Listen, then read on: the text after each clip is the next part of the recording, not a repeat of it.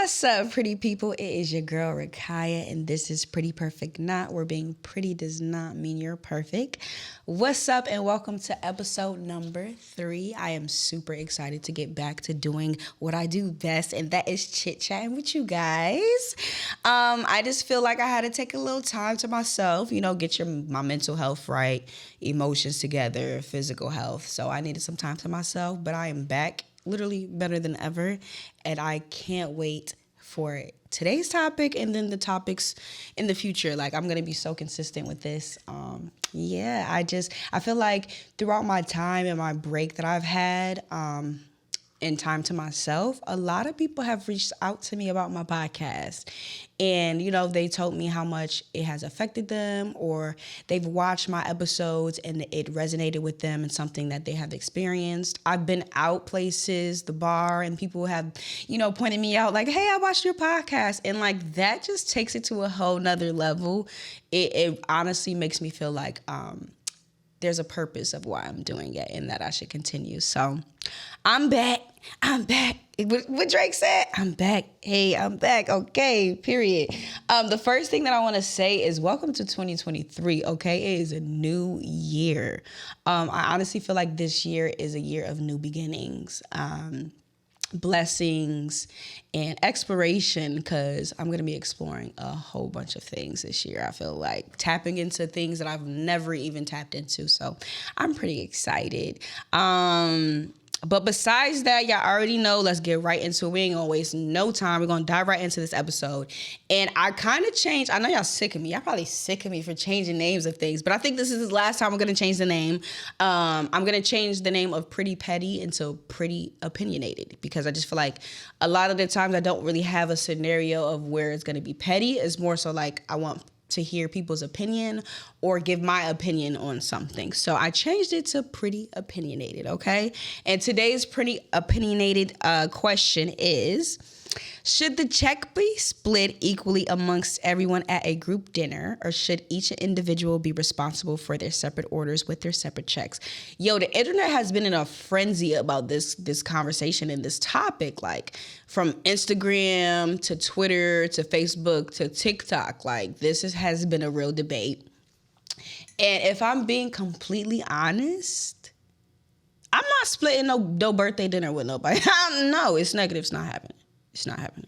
I don't know why that's a thing. You know what I'm saying? Because if I'm not going to a birthday dinner and I'm ordering, my nice little, let's say for example, for giggles, a salad.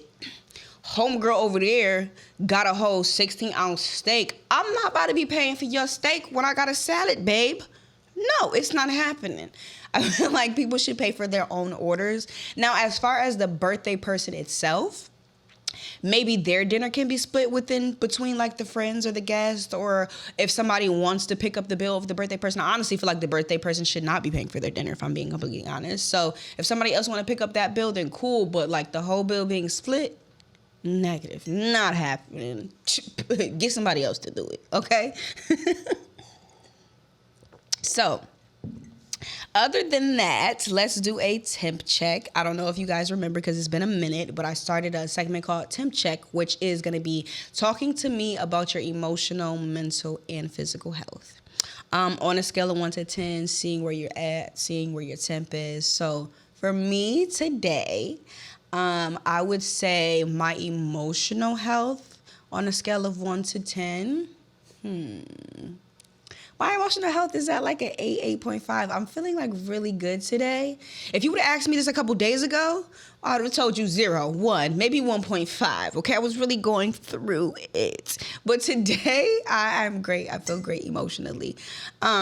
Mentally, on a scale of 1 to 10, I would say I'm kind of at like a 7, 6.5, only because I have a lot on my mind, like a lot on my mental right now. It's not bad things, just a lot a lot of things that are going to help me with my growth and then me becoming the woman that I want to be.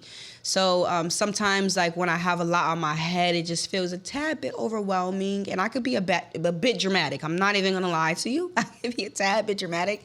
So I just feel like right now my mental is not where I wanted it to be, so I'm just going to say 6.57. But I'm okay. No suicidal thoughts, no nothing like that. It's just overwhelming mental thoughts. As far as my physical health, on a scale of 1 to 10, I would say it is really at like a 7. I developed this cough today that's really kicking in with my asthma, so it's just like it's giving me a little bit of trouble, little complications, but no worries. Like, I'm gonna go home and give myself a ton of herbs because I like to do things holistic. So I'm gonna give myself a ton of herbs, and hopefully tomorrow I feel 10 times better. But that's where I'm at, and that is my temp check. Don't forget to tell me in the comments how you're feeling. Tell me on a scale of 1 to 10 how your emotional, mental, and physical health is, because I'm very intrigued and I want to know. And if you're not okay, let's get you the help that you need, okay? So today's topic, I'm jumping right into it, and it's kind of trickling off from my previous episodes. So starting the season off, the first episode, we talked about self-discovery. And then the second episode, we talked about healing and daddy issues. And then this episode, because if you haven't tuned into my previous episodes, please go watch that because they are linked together. Since I talked about in episode number 2, I talked about healing and the grief of my father, I feel like it's only right that this episode be about grief and me talking about grieving and my process and just the process in general, the definition of it, what does it mean, what does it look like. So yeah, let's dive right in that together, okay? I honestly feel as though in 2022, I have grieved a lot of things. And I let go of a lot of things moving into the new year, 2023. I feel like I was grieving my dad, of course, that death. I honestly feel like grief comes in waves, like happiness.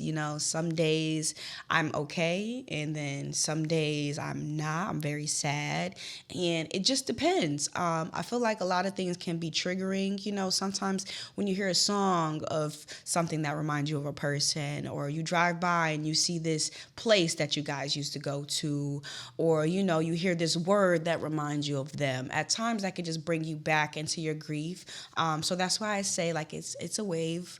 Grief is like waves. It comes and goes. And you never really know how you're going to feel. So that's why I take every day by day, legitly. But besides my father, I feel like I was grieving a lot of relationships and a lot of friendships, a lot of relationships with family members or just people who were in my life for a very long time, and we may not be as close anymore, or my relationship with them is just not where I would like it to be. So I realized that I've been grieving that in 2022, and besides that, I also feel like I've been grieving like dreams that I've had. Oh my gosh, why I'm so, carbonated right now, but I feel like dreams that I've had since I was a kid, I've been grieving last year. You have this idea in your head of what you think your life is going to be like and who you're going to become and what you're going to be doing and what future you is going to look like. So I feel like I was grieving that, like grieving dreams that I had for my own self. That just aren't coming to fruition. And I just noticed that just isn't on the path that I'm going to be taking anymore. So this just not resonating with who I am today. So I was grieving that, and also grieving, I would say, the idea and version of myself that I had in my head. I'm a total different person than who and what I thought I was going to be. And I had to grieve that. Like, I had to let go of who I thought I was, let go of what I thought I liked and what I thought I enjoyed, what I wanted to be a part of, and separate myself from that and grieve from that and realize that this is me and this is who I'm going to be and this is who I've always supposed to be.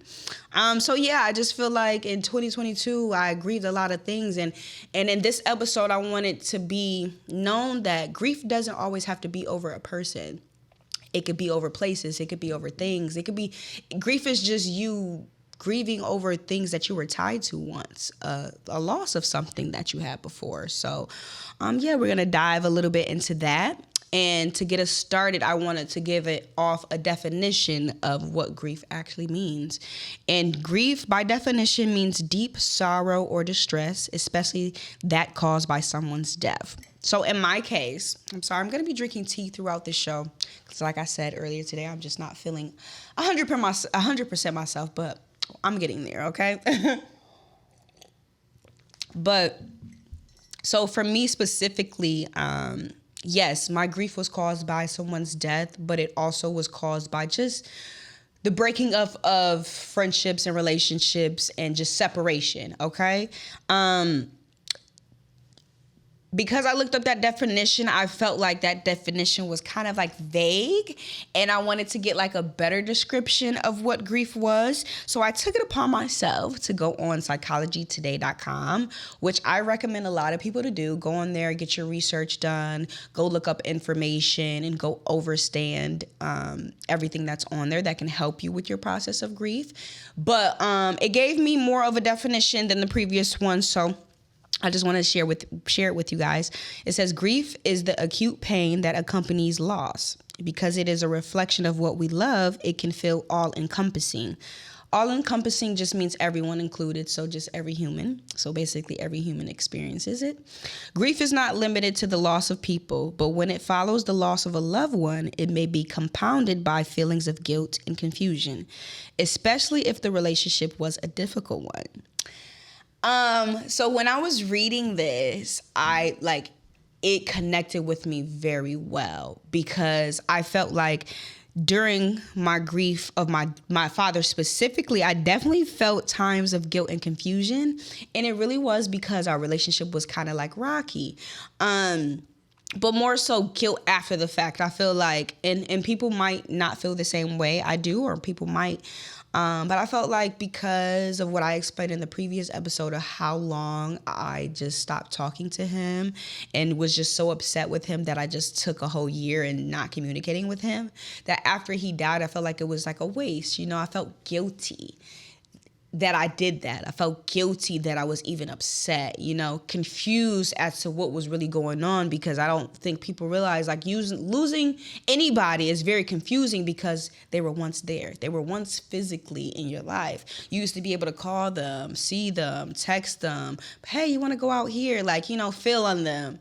And it's a different experience when they're no longer there physically in their earthly vessel. So it was just a little bit confusing to me how I was supposed to move forward, like how I was supposed to go on with my life with this person, my dad, not being there anymore. So that resonated with me a lot. And then to get a little deeper into the article that I was reading, it says, there is no timetable for your feelings of pain. After loss, it is possible to avoid suffering altogether. In fact, attempts to suppress or deny grief are just as likely to prolong the process while also demanding additional emotional effort. So that is 100% true. There's no timetable for that. Like, there's no timetable for grief. You can't put a finger on it and be like, hey, yeah, after they died, 3 months after, you're going to be fine. You're going to be perfectly fine. Or 3 years after, your grief is going to go away. No, I feel like grief is a lifetime process and a lifetime journey. That's why there is no timetable. And I do agree with prolonging the process of your grief definitely creates more emotional effort on your part. You have to do more emotional work. You have to be more emotional intelligent, and it's not going to come soon because you're pushing that off on your grief, And I was experiencing that as well. And it also talks about how the more that you prolong your grief, basically you come up with things such as chronic loneliness or chronic isolation, to where you kind of want to be by yourself all the time. And that is me. Like, that is me. I love being around people. Don't get me wrong. I love humans. I love company. But I love my solitude also, too. I don't like the feeling of being lonely, if that makes sense. But I do enjoy my own company, and I do enjoy my solitude and being by myself. And I think that's because during the most toughest times of my life, when I needed someone, I ended up just making sure I was okay. So it's just like I kind of had this set up in my mind, like, oh, you don't really need anybody. Like, oh, you're fine. Like, just enjoy yourself. Just you make sure you're okay. And that has grown into me just being by myself a lot, honestly, if I'm being honest. But I said all that, talking about how grief can make people feel guilty and make them feel confused, and prolonging how you feel can turn into chronic isolation. And I just wanted to talk about that so we can get into what the actual stages of grief are. I don't know if anybody knows what those stages of griefs are. I think in high school they made us like read a book, and if I'm being completely honest, what is it called? I think it was called like Death and Dying or something like that, if I'm being honest. But it broke down the stages of grief. So I always known what they were. But today I feel like, why not inform you guys of what those are too, so we can be knowledgeable together and know this information together. For me personally, they put them in order, but I honestly don't feel like it's in order when it comes to when it comes to grief, because you can flip-flop to each one at any time.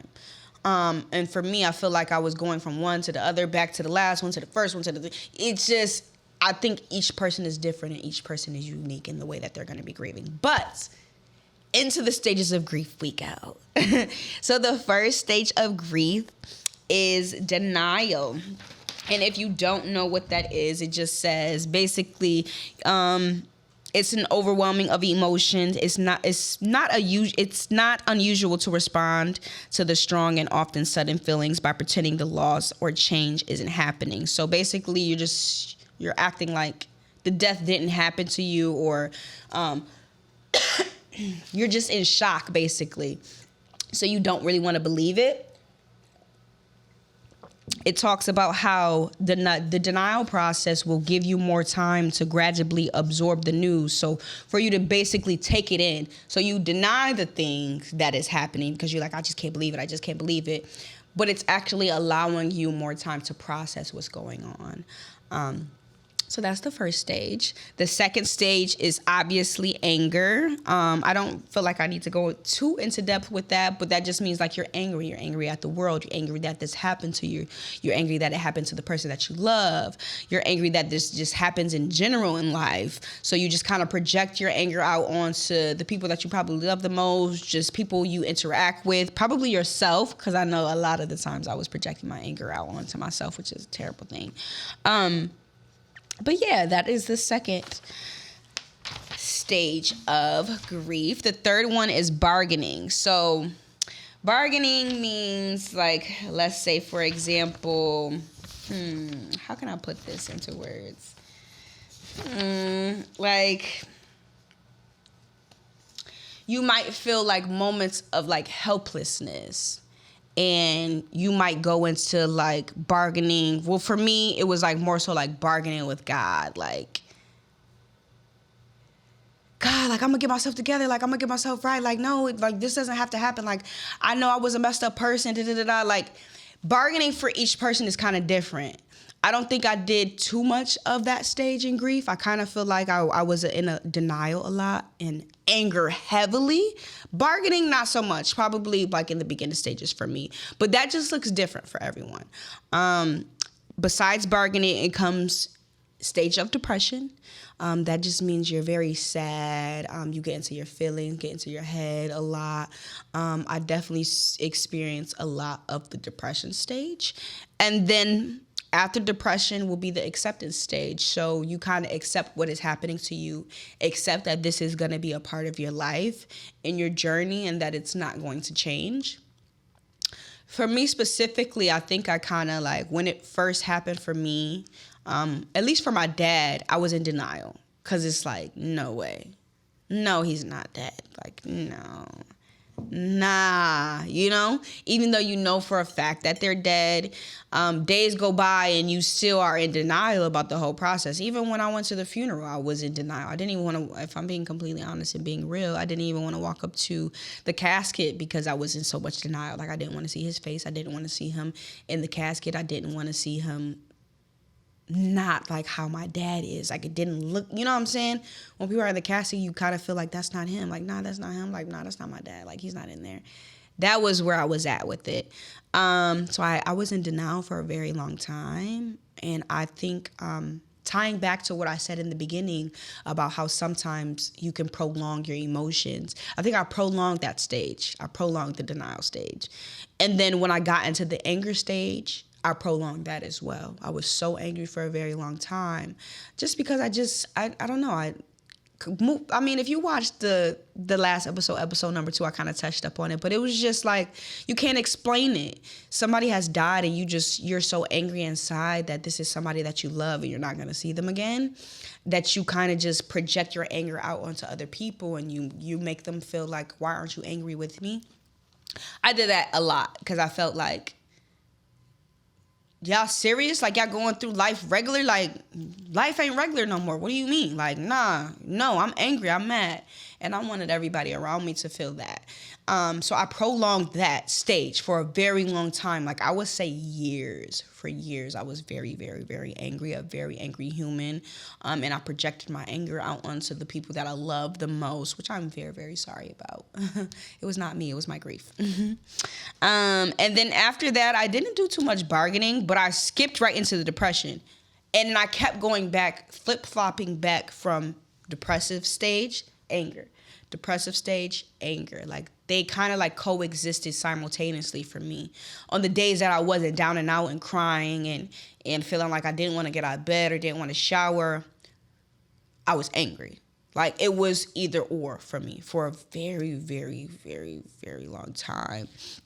And then now I could say I am at the stage of acceptance.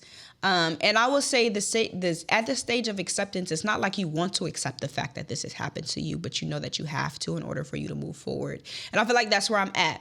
Like, I've gotten out all my denial about everything that has happened. I've gotten out my anger about how I feel. I've gotten out my depressive state of how I feel. And now I'm at a point where, like, I'm just like, okay, this is life. And I don't mean to minimize my trauma or my experience, but I just feel like, okay, I'm at a point where this is life. Everybody is going to experience the death of a loved one, the death of a parent. Like, that is going to be guaranteed in this lifetime, if nothing else is guaranteed. And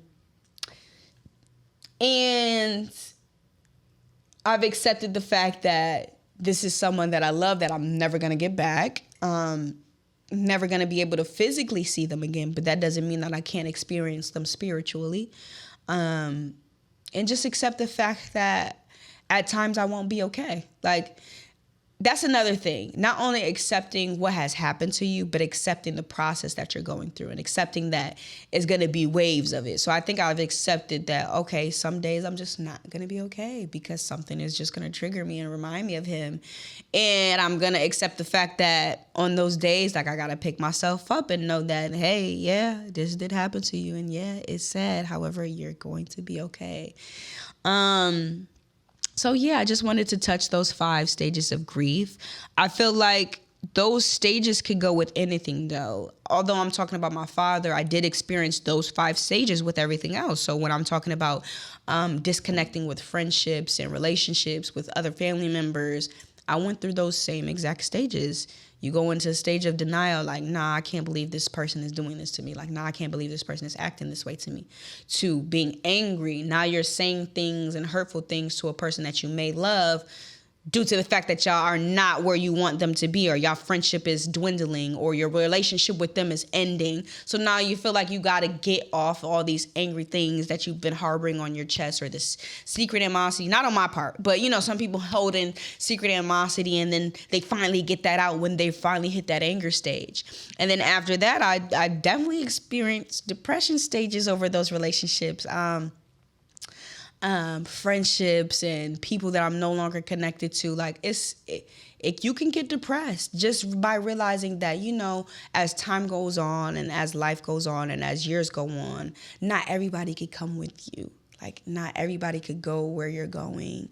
Not everybody is going to enter into those new stages and those next levels of your life.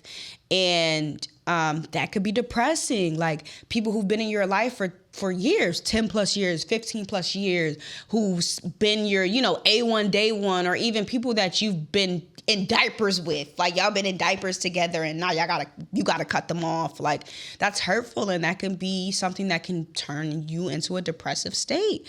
But just realizing that it's a cycle of things, the cycle of life. Like, these are things that we have to go through, and you have to be emotionally intelligent to understand what you're going through and process those things. So yeah, I feel like the stages of grief doesn't have to always be when someone dies. It could be when you're losing a relationship or friendship with somebody. It could be when you're changing. So now you're grieving yourself. You're in denial that, I'm not this person anymore. Like, I'm someone different. You're angry at yourself for being. Okay, let me use myself an example because it's not gonna make sense. But like, for me, I felt like a lot of the times in my life, I have been seen as an angry person. And this might have happened after the death of my dad, but seen as an angry person, real bitchy, you know what I'm saying?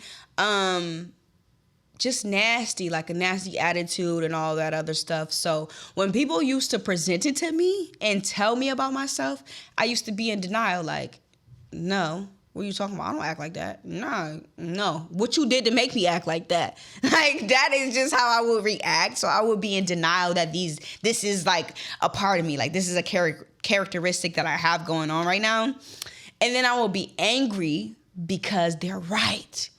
Like, I'm angry at myself, like, geez, like, they're so freaking right. I am being this person. Like, what the freak? Like, now I'm mad at myself for even being this nasty, mean person and projecting out my anger onto people. And then I went into a depressive state of like, oh my gosh, like, I'm sorry, I'm so dramatic. So I'm being dramatic when I'm telling this story. But I went into a depressive state like, oh my gosh, I'm such a terrible human being. Like, I've been so nasty and mean to these people that I love. I done said these hurtful, mean things. I done treated them terribly.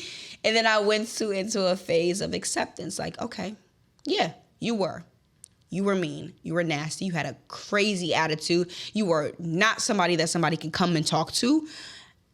But, however, that is the old you. So now move accordingly. If that's not who you are now, change your actions. Make people feel like you're a safe space so they can come and talk to you. Be more kind. Watch what you say and how you say things to people. Your tone of voice matters. The way you present yourself or present a problem to somebody matters. Finding a solution rather than arguing and bumping heads matters. So it's just like I went through those stages even with grieving myself and who I used to be. So grief can just be, you can grieve a whole lot of things. And I just feel like we should do our due diligence to do our research and read up on these things because we don't understand what we're going through. And it's very tough for you to try to gain emotional intelligence on your own without reading a book about it or going to talk to a therapist about it or going to talk to your homie about it, your homeboy, your homegirl, your friend, your best friend, your neighbor, whoever it is. Like, it's very tough for you to gain that emotional intelligence without dialogue and conversation from somebody else who is looking at you from the outside in. So go do that. Go have conversations with people you love. Ask them questions. Ask them, what is it that you do that might bother them? Or what is something that you feel like you might, like they feel like you should change, that is bringing you down as a person and not bringing you to your higher self. Just have those good conversations with the people that you love. Read books about grief. I've read multiple books about grief. And I think that's why I say, like, you could read a book, but everybody's everybody's stage in life is different. How they're going to go about the grief is different, but it's good to have that knowledge about what you're going through. You might not go through the same stages as the person who read the book. You might not go through all the stages, but you're going to at least go through one of them and get that knowledge that you need for you to go through that process of that one stage that you're going through. Okay. But yeah, I just wanted to talk about that. I kind of want to get a little deeper into my next episode about how grief can affect relationships and friendships. So I talked a bit about how I had to grieve those friendship and relationships, but I kind of want to get into the next episode, like what that looks like, what that means. Because, woo, baby, whoa, it is not an easy thing to go through. You know, it is not to depart from people you love, and even to depart from oneself. Like, it's tough. And I think that's why now I go through temp checks where I'm checking my emotional, mental, and physical health. Because throughout those times that I was grieving and going through those stages, I could count on one hand. Actually, and I'm not even gonna lie, one hand I count on 2 fingers. 2 fingers how many people checked on me mentally to make sure I was okay up here while going through all of that. So I think, you know, I don't know. My podcast is not only me telling my story and my experience of everything that I'm going through, but it's also to help people who probably has gone through the same things or experiencing the same things and don't know how to put a word or name or anything on what they're going through. You're listening to me and you're like, oh my gosh, yes, I felt that. Yes, she's right. Like, so many times I don't watch the video and I'm like, oh my gosh, they done took how I feel and put it into words. Like, I wasn't able to put that into words. So yeah, I feel like grieving is a part of my healing journey. Grieving is taking me to the next level of life. It's taking me to a next level of acceptance, growth. Listen, it's making me way more emotional intelligent than I was before. To even have this conversation about how I felt, because when I was going through the grief, like, I didn't know what it was called. I didn't know that I was going through stages of grief. I didn't know I was going through a denial stage. I didn't know I was going through an angry stage, a depressive stage. Like, just to know these things and be knowledgeable and have emotional intelligence and knowing how to act, how to take it in, how to project things out to other people when you're not feeling okay. And I will say, too, I've learned that I shouldn't wait for people to reach out to me to see if I'm okay. Like, if I'm just not okay, I need to tell people I'm not okay so I can have those conversations with the people that I love. And I did that this week, actually. I did that to one of my best friends. I had like a really deep conversation. I won't get into it too much because I don't want to cry. But I had a really deep conversation with one of my family members this week. And it really hit home because it just made me realize, like, all of the mental battles that I've been dealing with since childhood onto my adulthood. Like, I wasn't crazy. Like, I wasn't crazy for having those thoughts or those mental battles and battling myself and going back and forth with how I was feeling. Like, my feelings were validated in that sense.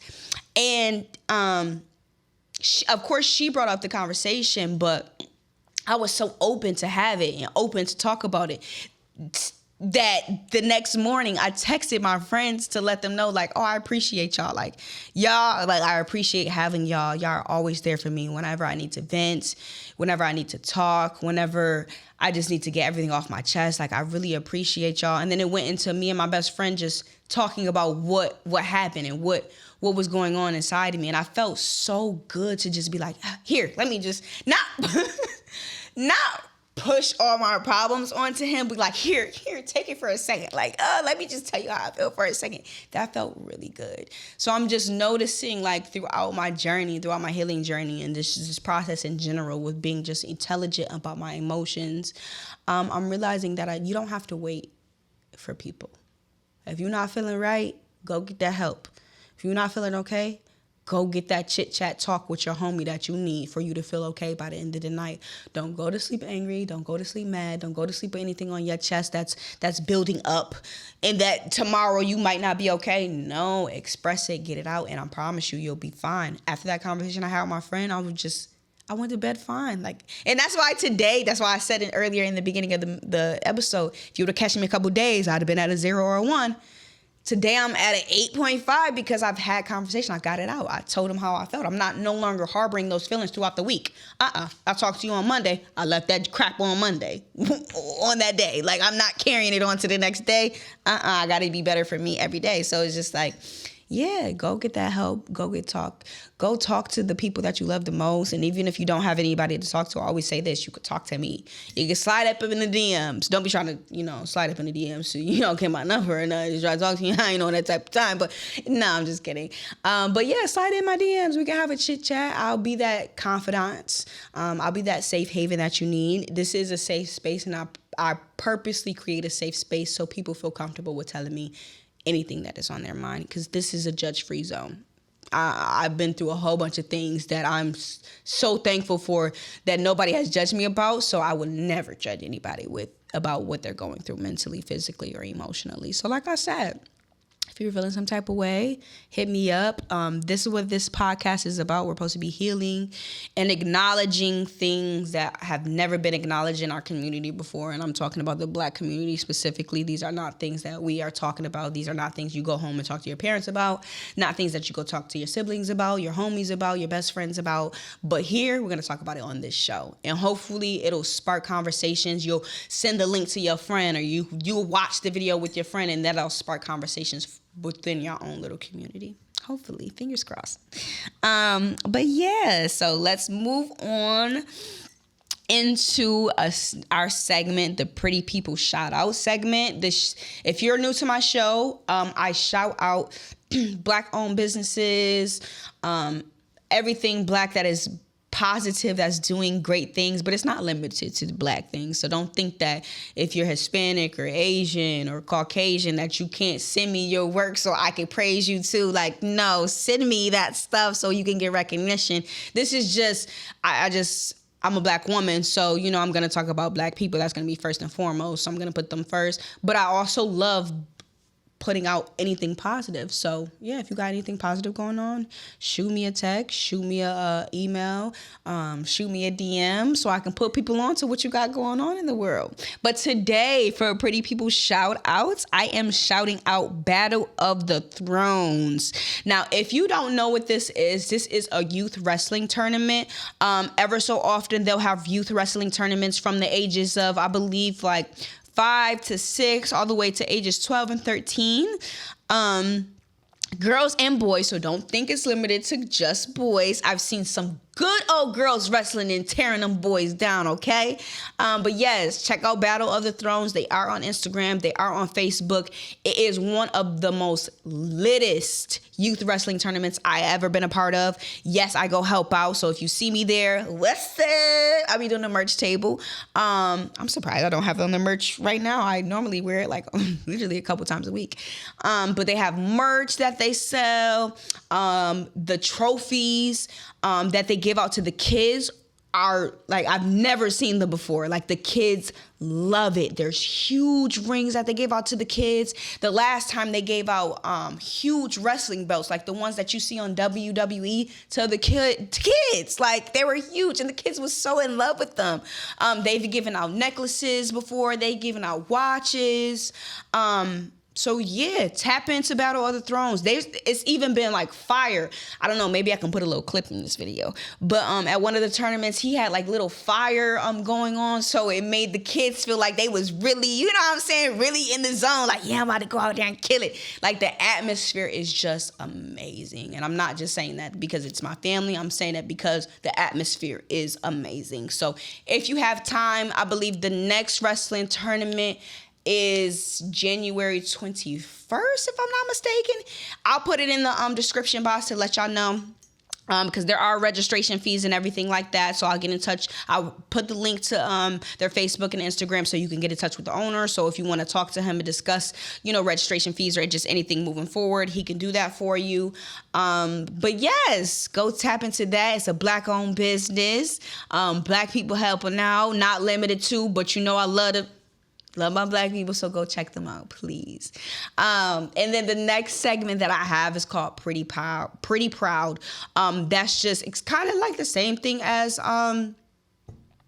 the pretty shout outs, but it's just somebody that I'm personally proud of and what they're doing in the community. And I want to shout out my really good friend, Corey Crum. Shout out to you. He's really doing his thing with his personal training business. It's called Pound for Pound Performance. I don't know if he has his own Instagram as of yet, but if he does, I'm going to link that into, my description box as well. But check him out on Instagram. It's Pound for Pound Performance. His name is core.gunna. I'm going to link, his Instagram on there. If you're in the New Jersey, New York, or Delaware area, he will work you out. And hey, don't be hitting on my friend thinking it's a game, okay? He's really going to get you right, okay? He's really going to get you right. He really cares about your health. He is a nutritionist. So he's going to be talking to you about the things that you should be eating, what you should be consuming, putting in your body. He cares about your everyday lifestyle. Like, this is a lifestyle. He's not just taking your money from you and just working you out and leaving you at that. No, he wants to make sure your lifestyle is reflecting what he's teaching you, okay? So check him out on Instagram. I love what he's doing. I love Black men that are just helping our community to be healthy, safe, all that, okay? And he's doing just that. So check him out. But yeah, so tune into next episode. I feel like I want to do like a group episode next one. I don't know how I feel. So if you are interested and not shy, please hit me up.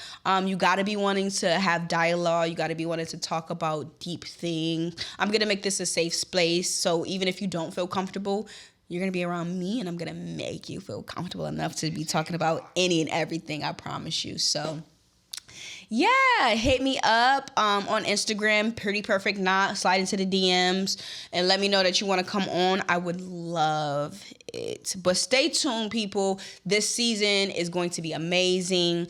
It's going to be so much consistency. I know you're probably like, man, this girl be saying them all the time. I do, but it's 2023, okay? And I'm being a woman of my word, and I'm staying consistent. And I'm finally at the mental space and capacity to do that. So, yes, see you guys soon. Until next time.